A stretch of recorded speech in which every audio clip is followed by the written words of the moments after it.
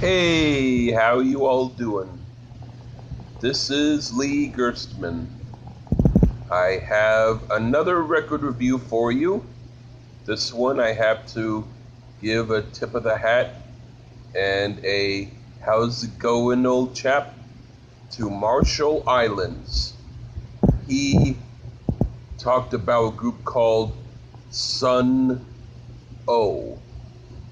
and before he had mentioned them to me, I really don't think that I had even heard of them. But then after he mentioned them, I checked them out and I figured, well, he would like me to do a record review of one of their albums, or at least talk about the group. So I decided I'd listen to one of their albums. I didn't really know which one to listen to, so I just picked one. And the one I picked is called Domkirke. And judging from what I heard, it seems like it was a live album. So I don't know if all of their stuff is live. I think some is studio and maybe others are live, but this apparently was a live album. But anyway, my thoughts on Sunn. Well, I have some things to say about them. I guess that I'll give you a song-by-song analysis and then give you a wrap-up comment. Okay, well, the first song, Why Dost Thou Hide Thyself in Clouds? That kind of gave me memories of, there's a organ keyboardist, composer from the past named Marcel Dupree, and he wrote organ symphonies that were really interesting and kind of unusual to my taste, and I liked them a lot. And Sunn had a little bit of his sort of sound in it, mixed with Klaus Schulze, maybe from the Erlicht album, and the vocals sound like eerie, creepy monks. So it was a different kind of piece. And then Canon, that to me sounded like Jimi Hendrix feedback with Ashtra Temple.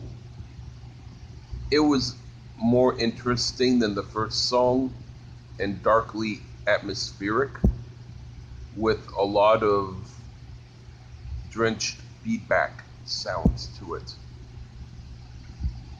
And then the next song, Semantics, that started kind of dark and eerie and had sort of a steadily quiet kind of buzzsaw hum to it, but then it kind of changed and got more intense.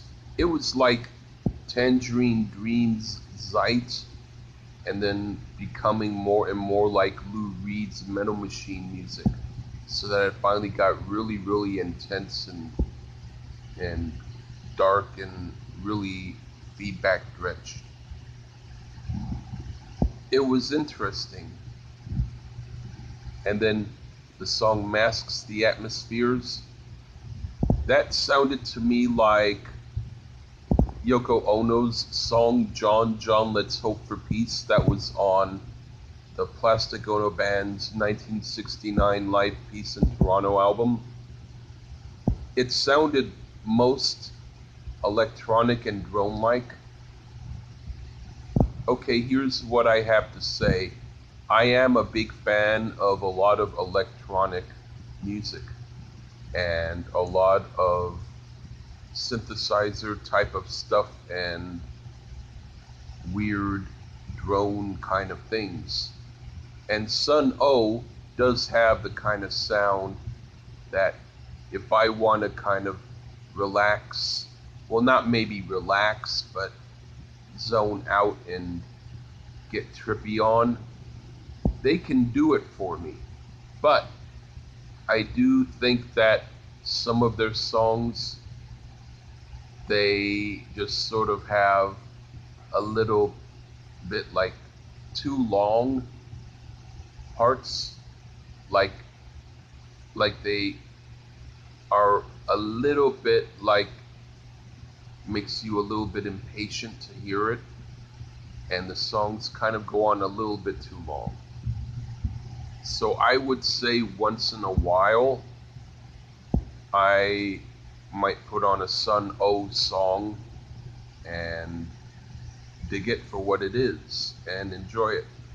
But a whole album of them, I would say I'd really have to be in a totally drugged out or odd mood to hear an whole album of them.